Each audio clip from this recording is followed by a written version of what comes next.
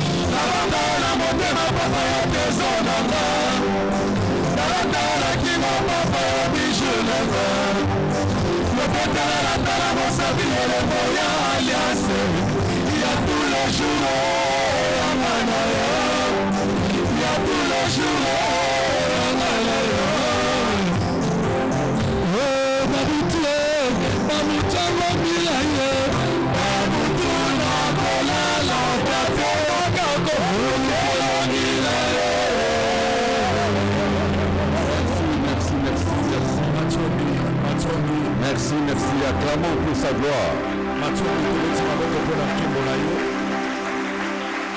Manifestez votre présence par des acclamations. Il est digne de recevoir nos acclamations. Merci.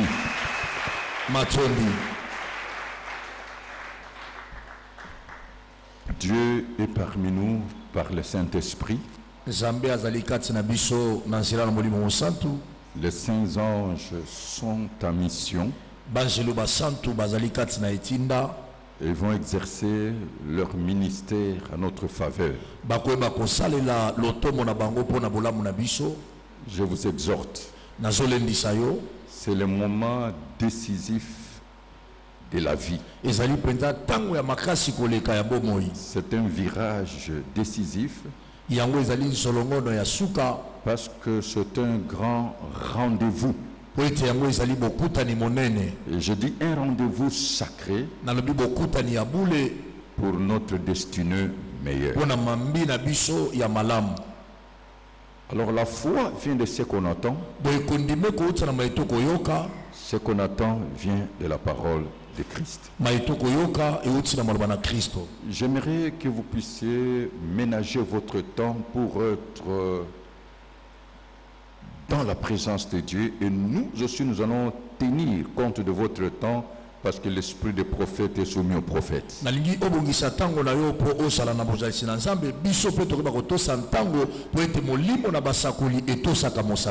Mais nous voulons permettre et laisser à Dieu de faire ce qu'il veut faire dans notre vie.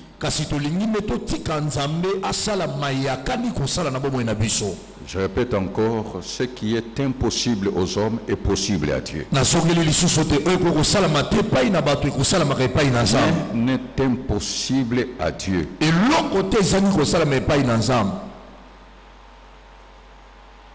Rien n'est impossible à Dieu. La Bible dit tout est possible à celui qui croit. Et je dis à quelqu'un, dans les minutes qui suivent, qu'il te soit fait selon ta foi. L'impossible va devenir possible. L'irréalisable va se réaliser. Si tu es aveugle, Dieu va ouvrir les yeux des aveugles. Si tu es sourd, il va ouvrir les oreilles des sourds. Il va ouvrir la langue de muets. Tu es paralytique et tu vas marcher convenablement, correctement. S'il y a un homme qui manque la virilité, souffre de l'impuissance sexuelle, c'est aujourd'hui que Dieu te rétablit. Si tu es une femme stérile, Dieu te donne tes enfants. S'il y a quelqu'un qui est malade, peu importe l'origine de la maladie, il est l'Éternel qui guérit. Et je suis en train de dire à quelqu'un, s'il y a quelqu'un ici, il est tombé trop bas, selon l'échelle de la vie, Dieu va opérer de miracles.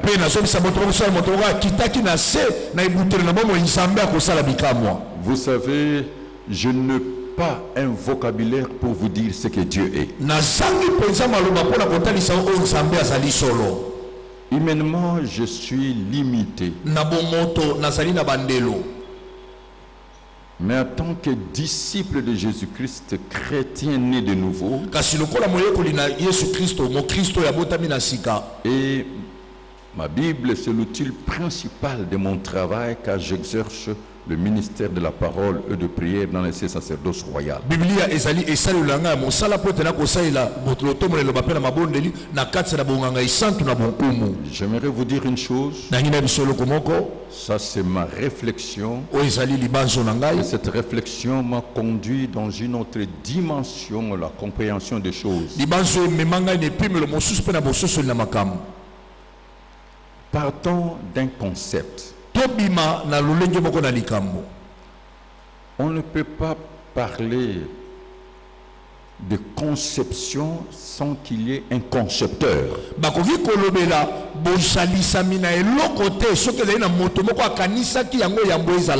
ne peut pas parler de la création sans pour autant qu'il y ait un créateur. On ne peut pas parler de la réalisation sans pour autant qu'il y ait un réalisateur. Et on ne peut pas parler de la prédication sans qu'il y ait un prédicateur. Amen. On ne peut pas parler des enfants, des fils et filles sans géniteur. Dieu est. Amen. Dieu est. Dieu est un grand mystère. Il est invisible.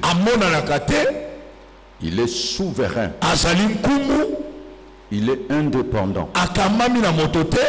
Il existe par lui-même. Il est personnel. Il est présent. Je suis celui qui suis. Il est ici présent. Il est omniprésent, omnipotent, omniscient. C'est lui le commencement et la fin. Il est alpha et oméga. Il est l'éternel présent. Mais Dieu est amour. Et l'amour de Dieu est caractérisé par deux choses. Sa sainteté. Saint, saint, saint et l'éternel. Si vous pouvez vous unir avec ma foi et dire saint, saint, saint et l'éternel. Saint, saint, saint et l'éternel. Il est juste. Il est droit. Il est fidèle. Dieu est bon. Il est miséricordieux. En lui, c'est l'ordre, l'harmonie et la paix.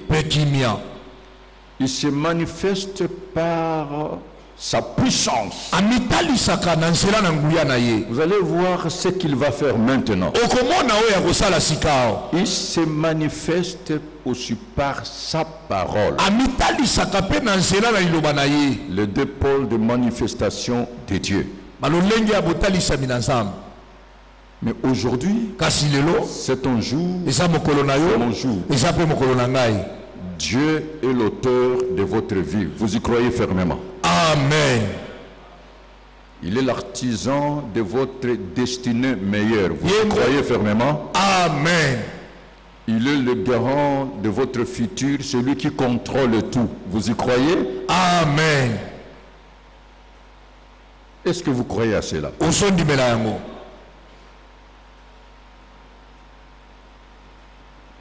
Que Dieu vous bénisse. Je le répète encore. Dieu est l'auteur de votre vie, l'artisan de votre destinée, les garants de votre futur. Il a dans ses mains le souffle de nos vies, nos voix. Et tous nos jours sont inscrits dans son livre avant qu'aucun d'eux n'exista. Comme Job dit, si je savais où le trouver, je plaiderais ma cause. Bien que tu ne le vois pas, aujourd'hui, maintenant là, ta cause est devant Dieu.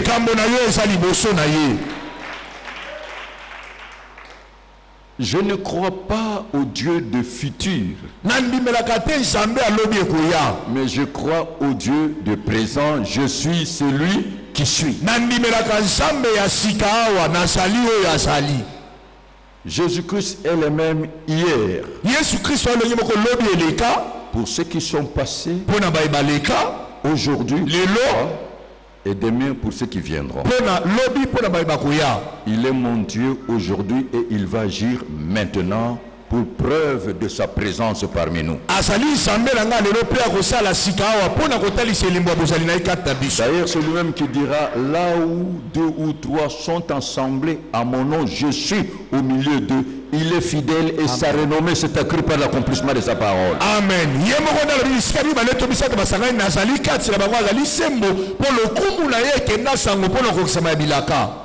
Je vous invite à prendre la bonne conscience qu'il est là. Et moi, tel que je suis là, je vous parle et je sais qu'il est là. Et je contrôle tout ce que je fais. Parce qu'il me regarde. Parce qu'il me voit. Je parle de sa part. Amen. Amen. Je crois au miracle. Est-ce que vous croyez au miracle? Alléluia. Amen. Alléluia. Que Dieu attend, que le ciel entend. Alléluia. C'est ça la foi. Bien-aimé, la justice et l'équité sont la base du trône de Dieu.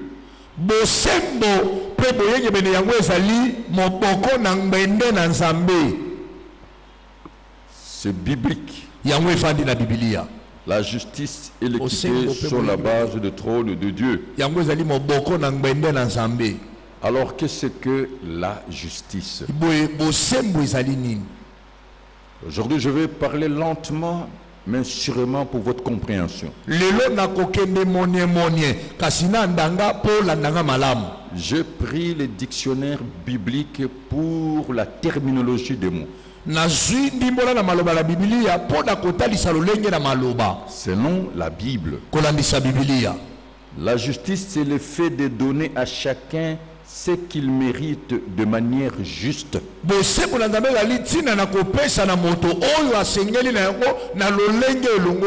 respectant tous les droits d'autrui.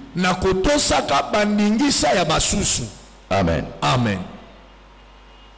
Et aussi, c'est l'institution ou pouvoir qui permet de faire respecter le droit de chacun.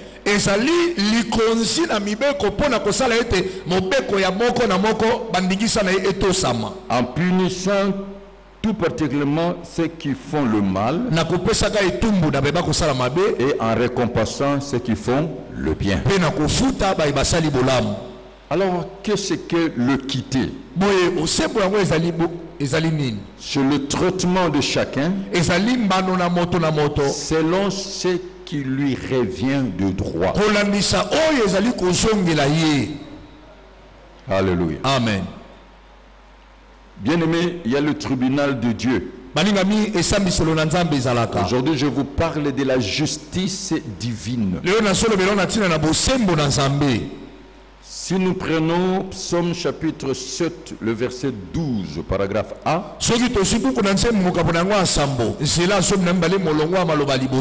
la Bible dit, Dieu est un juste juge. Dieu est un juste juge. Et j'ai essayé de réfléchir dans Job chapitre 34, le verset 21, 23 à 24, la Bible déclare ceci, « Car Dieu voit la conduite de tous. Il a le regard sur le pas de chacun. Dieu n'a pas besoin d'observer longtemps pour qu'un homme entre en jugement avec lui. » Je parle de la justice divine. Et il ajoute, il brise les grands sans information. Il met d'autres à leur place. Et dans Galates chapitre 6, le verset 7, ne vous y trompez pas. On ne se moque pas de Dieu. Ce qu'un homme aura semé, il les moissonnera aussi. Ça, c'est la parole de Dieu. Si vous y croyez, dites Amen. Amen. Dites encore Amen que j'avance. Amen. Et acclamons pour la gloire de Dieu. C'est alors qu'on nous donne les conseils pour notre foi. Et ces conseils, c'est dans 1 Pierre au chapitre 1, le verset 17. Écoutez. Et si vous invoquez comme Père celui qui juge selon l'œuvre de chacun, sans exception de personne, conduisez-vous avec crainte pendant le temps de votre pèlerinage, pendant le temps que nous sommes sur la terre. Alléluia. Amen. Comment il faut se conduire. Et si nous prenons dans 2 Corinthiens chapitre 5 le verset 10, il est dit, car il nous faut tous comparaître devant le tribunal de Christ, afin que chacun reçoive selon le bien ou le mal qu'il aurait fait étant dans son corps. Gloire au Seigneur. Je le répète encore, Dieu est amour. Et l'amour de Dieu caractérisé par la justice, par sa droiture, mais aussi par sa bonté et par sa miséricorde. Aujourd'hui, nous venons pour la confession de nos péchés. D'abord, qu'est-ce que c'est? Une confession. Je reviens toujours à la Bible parce que c'est là notre domaine. C'est ce que Dieu pense, c'est que Dieu attend de la confession. C'est l'action de reconnaître ses fautes.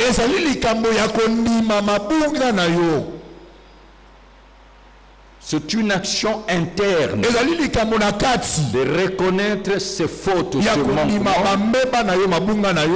de reconnaître ses péchés. D'abord devant Dieu et devant celui qui a été offensé pour obtenir le pardon. Parce que tout acte, bon ou mauvais, doit être jugé et condamné. Très souvent quand on parle du péché, j'aimerais toujours prendre la définition biblique. Qu'est-ce que Dieu lui-même dit des péchés? Qu'est-ce que le péché? Et la Bible nous donne la réponse. Dans Jean plutôt, chapitre 3, le verset 4. Selon les Écritures, quiconque pêche transgresse la loi, et le péché est la transgression de la loi divine. Le péché, c'est ça la définition. C'est transgresser la loi divine. Nous péchons en pensée, en parole, par les écrits et en acte. Et les faits sont sacrés. En bref, le péché, c'est agir en mal. Alors, on ne peut pécher que contre Dieu. Amen. Amen. Est-ce qu'il y a des serviteurs ici? Manifestez votre présence. Mais le péché, c'est violer le commandement du vin. C'est pour cela qu'il faut connaître le statut de Dieu. Ses lois, ses ordonnances, ses préceptes, ses commandements.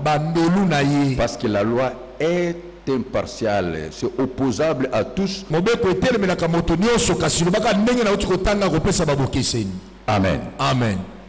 Est-ce que quelqu'un est en train de comprendre? Amen. C'est ça la vie. Le péché, c'est quand toi tu transgresses la loi divine. Alors on ne peut pécher que contre Dieu, contre son prochain, contre soi-même. On peut pécher contre sa famille,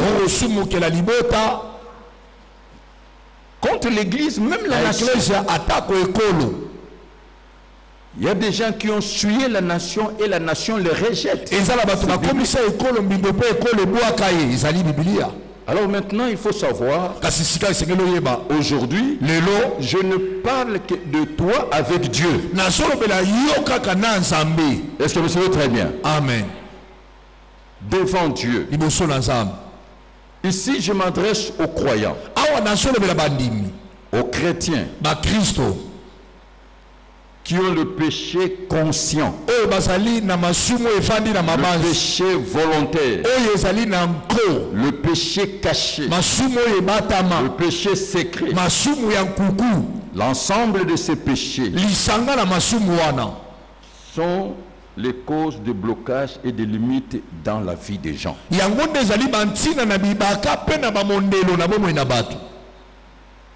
Un péché non confessé, abandonné, donne toujours l'accès aux forces du mal.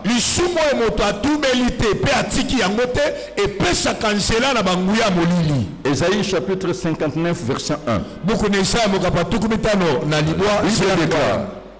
Non, la main de l'Éternel n'est pas trop courte pour sauver, ni son oreille trop dure pour entendre, mais ce sont vos crimes, dans d'autres versions vos péchés, qui mettent une séparation entre vous et votre Dieu. Amen. Amen. Ce sont vos péchés qui vous cachent sa face et l'empêchent de vous écouter. Maintenant, nous allons entrer dans la logique. Nous voyons la séparation. Qu'est-ce qui cause la séparation avec Dieu? Qu'est-ce qui cause la séparation avec Dieu? Nous voyons la séparation, c'est la communion brisée. Nous ne voyons pas de vue. Dieu vous cache sa face. Et il ne vous écoute pas. Ce sont nos péchés, ce sont nos crimes, ce sont le mal. Et dans Jérémie chapitre 2 verset 19, la Bible dit, ton péché te retrouvera, ta méchanceté te châtiera et ton infidélité te punira. Vous y êtes? Nous y sommes. Jérémie chapitre 2 verset 19. Ton péché te retrouvera. Ta méchanceté te châtiera. Et ton infidélité te punira. Ça veut dire quoi? Ton péché te retrouvera tôt ou tard. Les humains disent tout se paye ici. Bah. Alors pourquoi les gens ne prospèrent pas? Surtout je parle aux disciples de Jésus-Christ, aux chrétiens. Nous rendons nul les promesses de Dieu. Et nul est sans effet. Et qui dit, le précieux trésor qu'il donne à un homme, c'est l'activité. Chacun reçoit selon l'œuvre de ses mains. La bénédiction de l'Éternel qui enrichit. Tout travail procure de l'abondance. L'argent répond à tout. Et on dit le projet d'un homme diligent n'apporte que l'abondance. Nous avons des activités. Mais pourquoi ça ne prospère pas? La réponse est là. Pourquoi les gens ne prospèrent pas? En tout et pour tout, dans leurs relations et affaires. La Bible nous donne la réponse. Proverbe chapitre 28, le verset 13. Celui qui cache ses transgressions ne prospère point, mais celui qui les avoue et les délais s'obtient miséricorde. La cause majeure, toujours le péché. Et là, Ézéchiel chapitre 33, verset 11 nous dit, maintenant, Dieu lui-même nous exhorte, il prend la place de prédicateur. Il dit, dites-leur, je suis vivant, dit le Seigneur l'Éternel. Ce que je désire, ce n'est pas que le méchant meure, c'est qu'il change de conduite et qu'il vive. Amen. Amen. Vous voyez là où Dieu prouve son amour. Dieu ne désire pas la mort de méchants. Je le confirme. Dieu aime le pécheur. Dieu n'aime pas le péché. Quelqu'un est en train de comprendre? Dieu aime le péché. Il n'aime pas le péché. Tout ce que Dieu veut, que vous puissiez jouir de tous les droits et privilèges de ce que lui a mis à votre portée sur la terre. Même la Bible nous dit, réjouissez-vous dans le Seigneur, je le répète, réjouissez-vous comme je vis ici. On chantait pour Dieu, les frères a dansé, réjouissez-vous dans le Seigneur. Ah,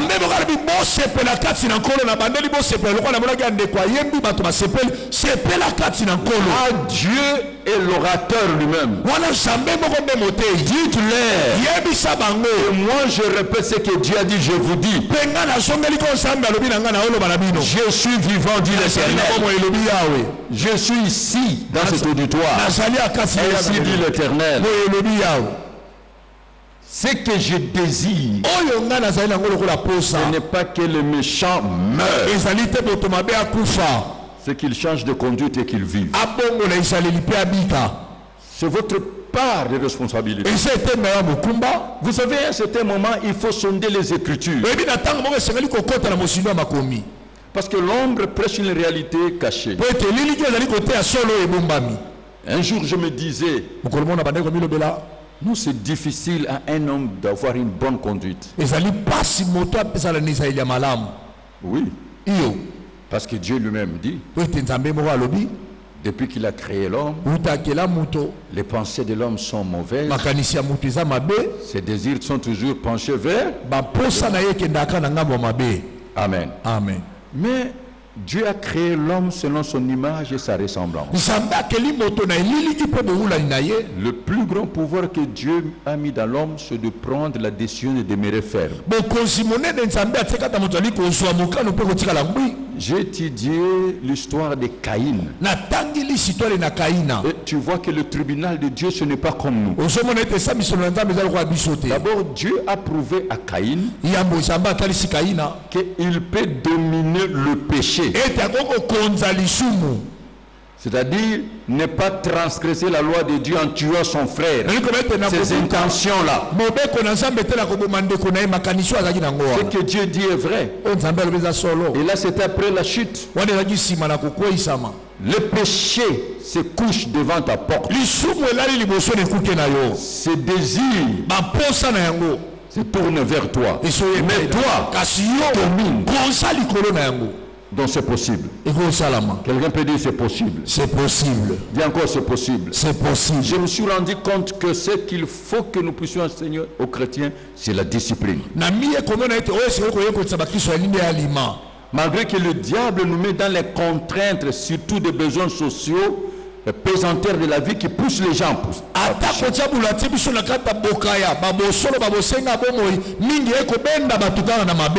le roi David a compris cela. Psaume chapitre 32, le verset 5. Écoute ce qu'il dit. Je t'ai fait connaître mon péché.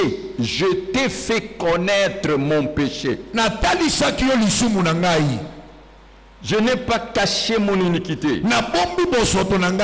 J'ai dit, j'avouerai mes transgressions à l'Éternel et tu as effacé la peine de mon péché. Est-ce que vous avez compris? Non pas tu effaceras, tu as effacé. C'est-à-dire tu as effacé le jugement, la condamnation, les conséquences.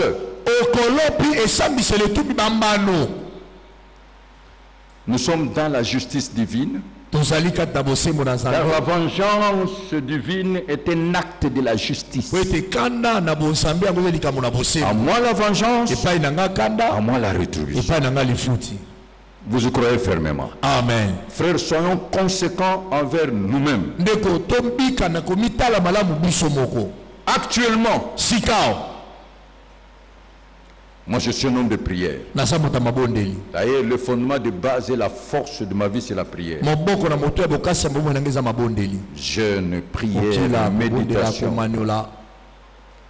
J'encourage ceux qui prient dans les montagnes, dans les forêts, dans les maisons de retraite, ceux qui se retirent en prière.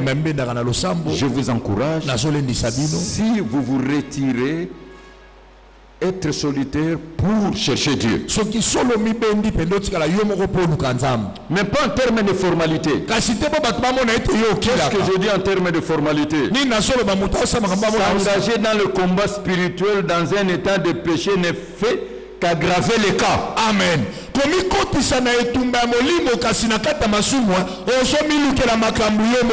Tout combat spirituel dont votre état d'âme n'est pas réglé, Amen, ça va vous conduire à l'échec. Vous allez tomber, vous allez tomber toujours tout. Et ça va donner l'accès au diable. Amen.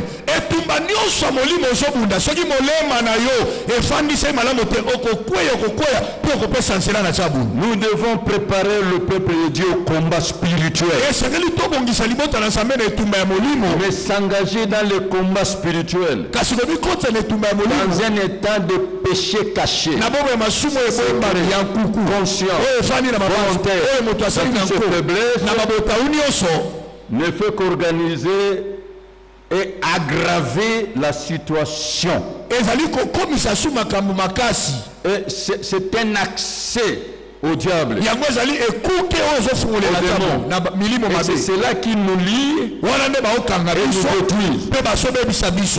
Amen. Alléluia. Amen. Donc, si nous voulons bien reçu, commençons d'abord par réconcilier ce peuple avec Dieu.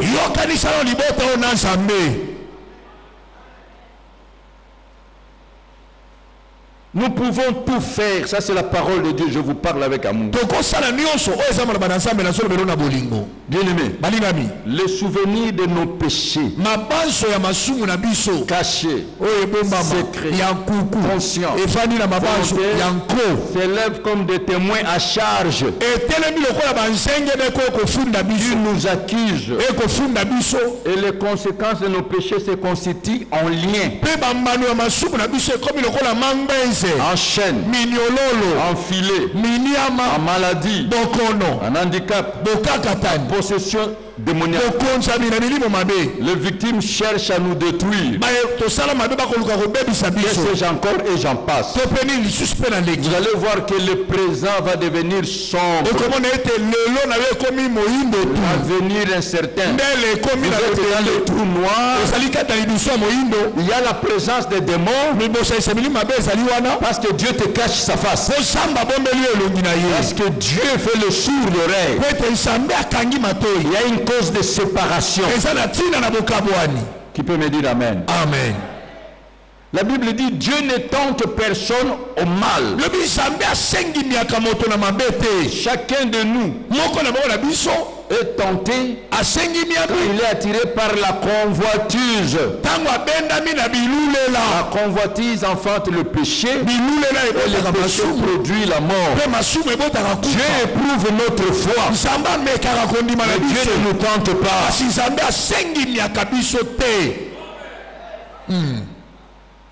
Le secret de la réussite, c'est une vie de consécration, de sanctification.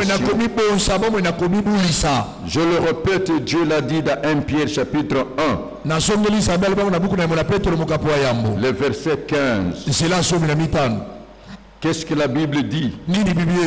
Je vais faire ma lecture. J'ai ce verset en tête.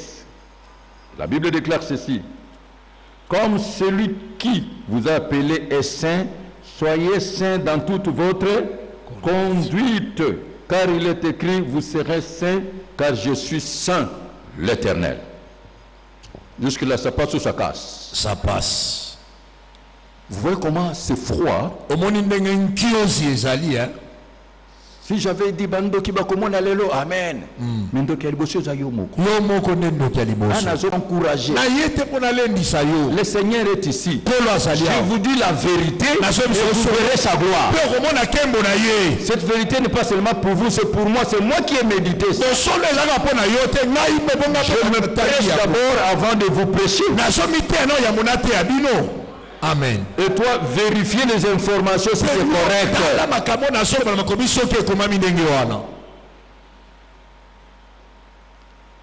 Alléluia. Amen. Bien-aimé, écoutez. Vous savez, on parle de la grâce.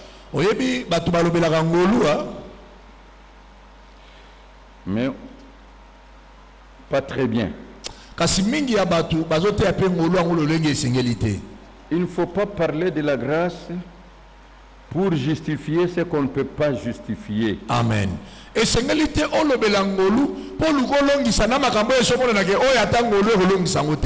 Cela me vient à l'esprit. Je sais qu'il y a un homme de Dieu ici. Je sais qu'il y a une femme qui prie. Aujourd'hui, tout va changer dans la vie. Parce que Dieu te donne une autre vision des choses. Je crois que vous connaissez ce verset. Si je ne m'abuse pas, c'est dans Tite. Quand je cherche ce verset. Qu'est-ce que Tite nous dit de la grâce? La grâce. Aïe, aïe, ma Bible a vieilli tellement. Tite chapitre 1, je crois. 2, verset 11. Attends, je cherche. Ma Bible n'a pas votre ordre. J'ai trouvé. Vous savez, la grâce annule tout jugement et condamnation.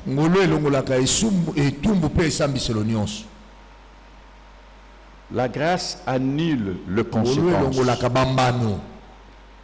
La grâce restaure, régénère, transforme, réconcilie, bénit. Mais la grâce n'annule pas la loi de Dieu. Amen. La loi qui vous a jugé, la grâce n'annule pas ça.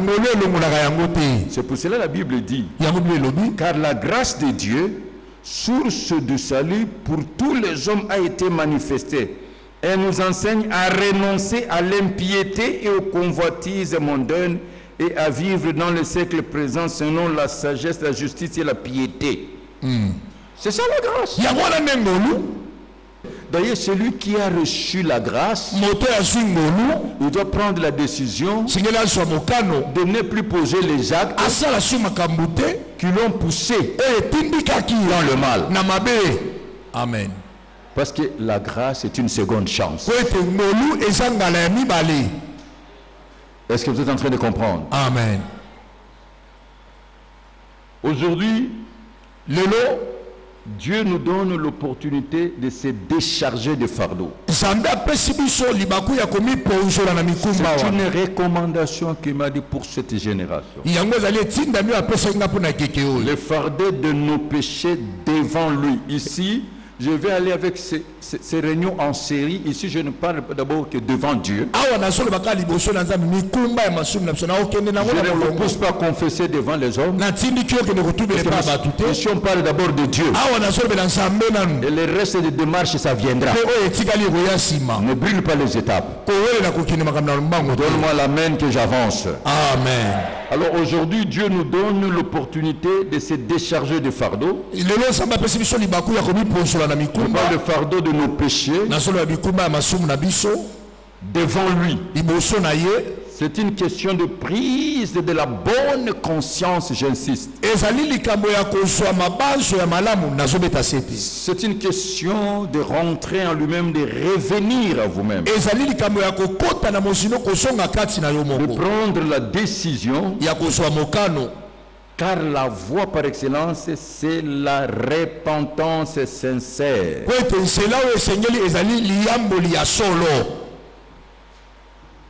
Reconnaître ses fautes, ses manquements, ses péchés, prendre la décision d'abandonner et porter le fruit digne de la repentance. Confesser devant Dieu. Prendre la décision d'abandonner. Abandonner, porter le fruit digne de la repentance. Amen. Amen. Amen. Nous voulons prier ensemble. Moi, je vous présente devant le tribunal de Dieu. Il y a un procès. Mais nous avons un avocat divin devant le tribunal de Dieu. Dans 1 Jean chapitre 2, il dit: mes petits enfants, je vous écris ces choses afin que vous ne péchiez point. Et si quelqu'un a péché, nous avons un avocat auprès du Père, Jésus-Christ, le juste, que nous pouvons acclamer pour lui.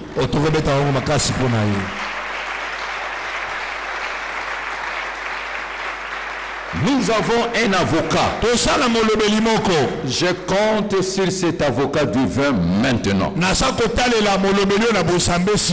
On dit il est lui-même une victime expiatoire pour nos péchés, non seulement pour le nôtre, mais aussi pour ceux du monde entier. C'est lui qui va plaider. Aujourd'hui, c'est le jour de ta délivrance. Tout dépend de toi. Ce que le Saint-Esprit fait, c'est de te convaincre du péché.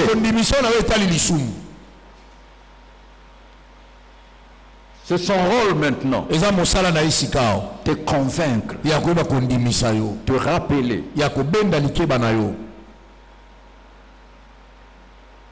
Le Saint-Esprit va convaincre ceux qui ont le cœur brisé.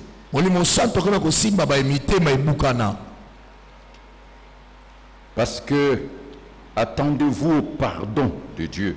C'est le grand miracle que nous allons vivre aujourd'hui. Est-ce que vous avez compris ce message? Si tu as compris, dis Seigneur, j'ai compris. Seigneur, j'ai compris. J'aimerais que ta voix, Seigneur, j'ai compris. Maintenant, en conclusion, qu'est-ce que c'est le pardon? Nous sommes ici pour confesser nos péchés et recevoir le pardon d'abord de Dieu. Amen. Amen. Pour recevoir le pardon de Dieu. Le pardon, c'est recevoir la remise de peine. C'est-à-dire le retrait de la vengeance, l'annulation de punition par le jugement et la condamnation. C'est ce que nous allons recevoir aujourd'hui. Mais tout dépend de ton cœur.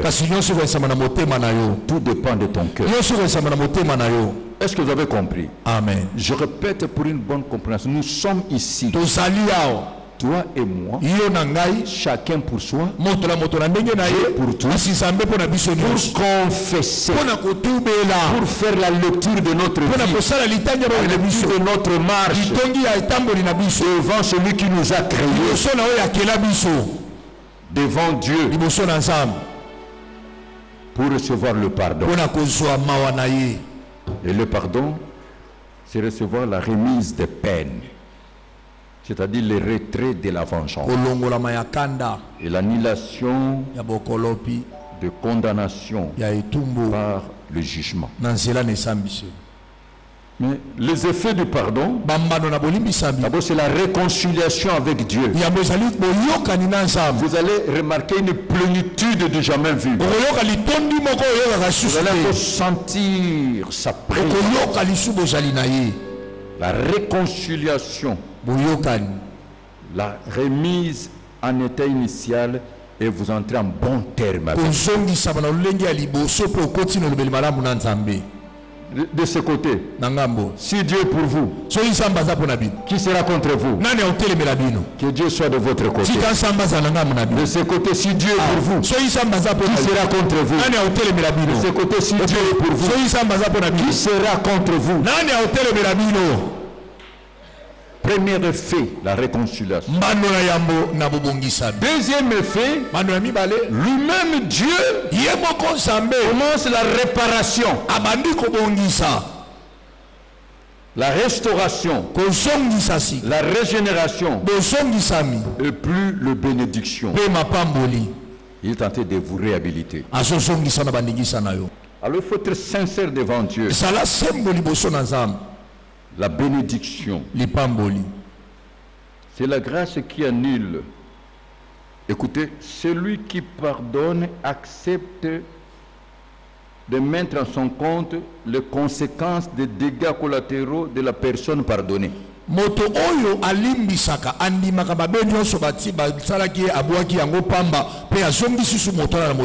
C'est pourquoi Dieu, en nous pardonnant en Christ, lui-même fait porter à Christ toutes les conséquences. Alors quand Dieu pardonne, il efface et il oublie. Il commence par effacer. 1 Samuel chapitre 2 le verset 25. Alors je clôture en vous disant, si un homme pêche contre un autre homme, Dieu le jugera. Mais s'il pêche contre l'Éternel, qui intercédera pour lui? C'est pour cela notre première édition, c'est la confession de péché devant Dieu pour se réconcilier avec Dieu. Pour le reste, la suite viendra après. Vous y êtes? Nous y sommes. Est-ce que vous êtes en train de comprendre? Amen. Et ce sont des enseignements qui vont vous aider à monter, aller trop loin. Tout doit commencer par la réconciliation avec Dieu. La Bible le dit dans 2 Corinthiens chapitre 5, le verset 17 et le verset 20. Je prends seulement le verset 20. Nous vous en supplions au nom de Christ, soyez réconciliés avec Dieu. Amen. Et pour se réconcilier avec Dieu, produisez donc du fruit digne de la repentance. On commence d'abord à arranger avec Dieu, puis avec les hommes et les femmes, puis l'Église, la société, et voire même les nations, mais selon la direction du Saint-Esprit. Parce qu'il y a des cas complexes. Amen. Amen. Il y a des cas complexes. Mais ce qui va se faire maintenant, c'est le pouvoir et l'autorité que Dieu a donné à son serviteur.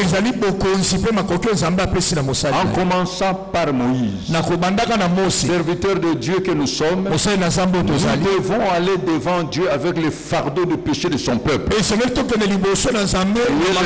prier, de jeûner pour ça. Et ta prière et tes prédications vont pousser le fidèle à bien marcher. Exode 32, 30. Moïse dit au peuple, vous avez commis un grand péché. Je vais maintenant monter vers l'Éternel. J'obtiendrai peut-être le pardon de vos péchés. Alléluia. Amen. Homme de Dieu, est-ce que vous êtes en train de me suivre? À voir ce temps-là. Et Ésaïe 55, chapitre 7, Dieu dit maintenant que le méchant abandonne sa voie. Et l'homme d'iniquité ses pensées, qu'il retourne à l'Éternel qui aura pitié de lui. Que Dieu ait pitié de nous tous.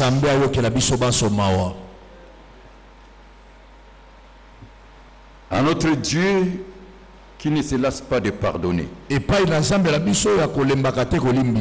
le psaume 130, le verset 4, c'est là mon verset clé. Mais le pardon se trouve auprès de toi afin qu'on te craigne. Amen. Le monde sera surpris de ce que Dieu fera avec toi. Le monde sera surpris de ce que Dieu fera avec toi. Et Dieu a délégué le pouvoir de pardonner à Christ. Vous verrez dans Marc chapitre 2, le verset 10. Or, afin que vous sachiez que le Fils de l'homme a sur la terre le pouvoir de pardonner le péché, lève-toi et marche, tout va changer. Plus rien ne sera comme avant. Et Christ a délégué ce pouvoir à l'Église par ses serviteurs. Et si vous voyez dans Isaïe chapitre 53, verset 5, dans 1 Pierre chapitre 2, verset 4, vous voyez que Christ est devenu lui-même péché. Il a porté nos péchés et il a payé les conséquences par sa mort sur la croix. C'est pour cela notre avocat reçut toujours. Parce que c'est lui qui a pris les conséquences. La Bible dit chacun de nous est esclave de ce qui a triomphé de lui. Et Christ a délégué le pouvoir de pardonner à l'Église. C'est là où moi je vais agir. Dans Jean chapitre 20 verset 23. C'est à qui vous pardonnerez le péché, ils leur seront pardonnés. Et ceux à qui vous le retiendrez, ils les seront retenus. Pour cela, nous avons le pouvoir d'écouter et de poser les mains et de demander à Dieu. Je conclue par Matthieu chapitre 18, verset 18. Je vous l'ai dit en vérité, tout ce que vous lierez sur la terre sera lié dans les ciels, et tout ce que vous délierez sur la terre sera délié dans les ciels. Vous y croyez fermement? Amen. Je parle à un homme.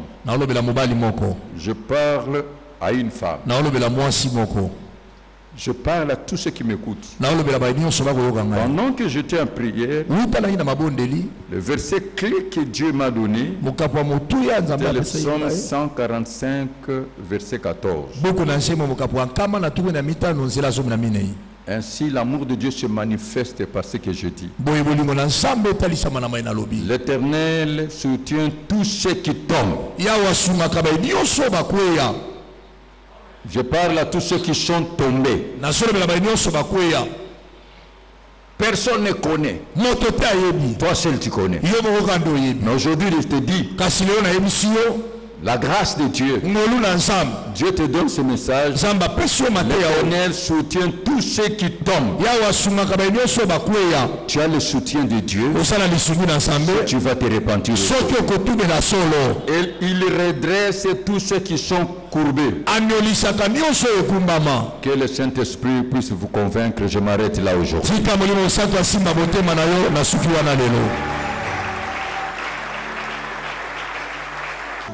Ce que Dieu fera avec vous l'a jamais fait. Il bannit la honte dans votre vie. L'opprobre dans votre vie. Psaume chapitre 51.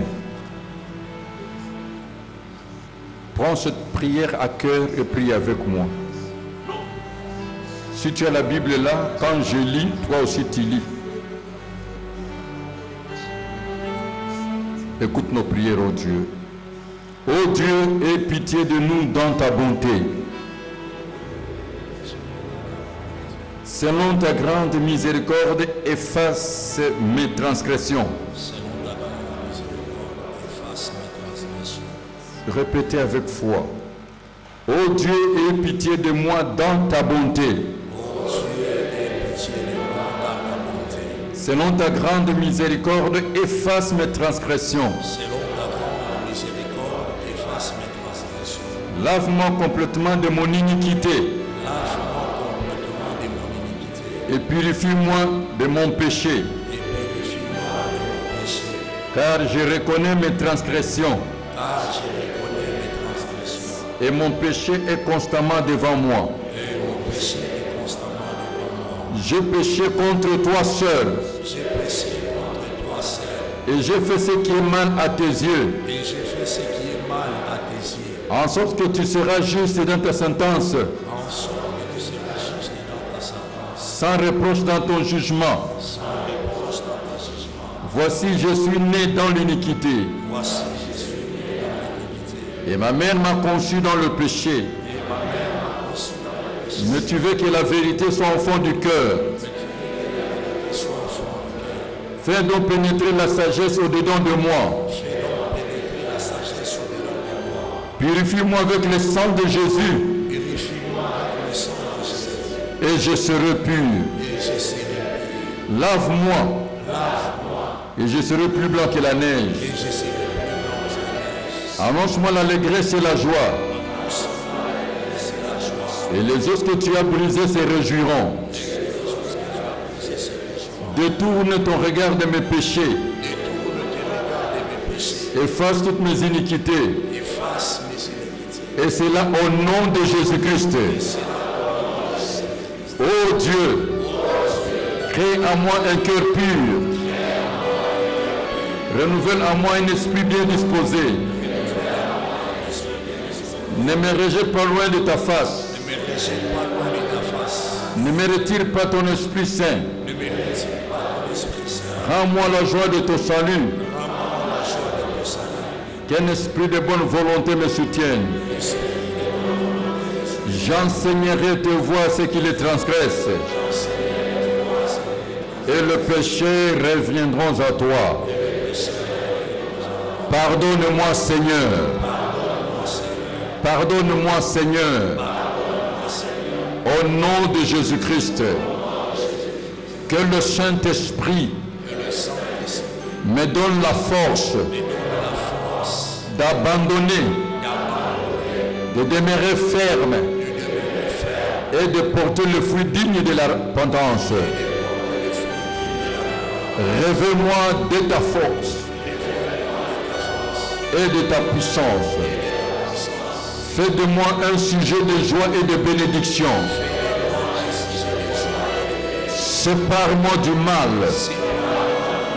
Écarte-moi du mal. Écarte de mon chemin et de mes voies tout homme, toute femme qui peut être une occasion de chute, une pierre d'achoppement, un sujet de scandale et de malheur qui peut me pousser au péché. Écarte-le de ma vie. Fais-le sortir de ma vie. Ce qui me pousse au mal, à te trahir. Et cela au nom de Jésus-Christ. Préserve-moi du mal. Libère-moi de l'empire et de l'emprise de Satan, des esprits impurs, des esprits mauvais, des forces démoniaques et des ténèbres. Brise les liens, brise les chaînes, brise les filets. Fais-moi sortir de cette prison. Au nom de Jésus. Il est écrit, quiconque invoquera le nom de Jésus sera sauvé. Je t'invoque maintenant, Père. Viens à mon secours. Et c'est là au nom de Jésus. Maintenant parle à Dieu de tes problèmes. Maintenant,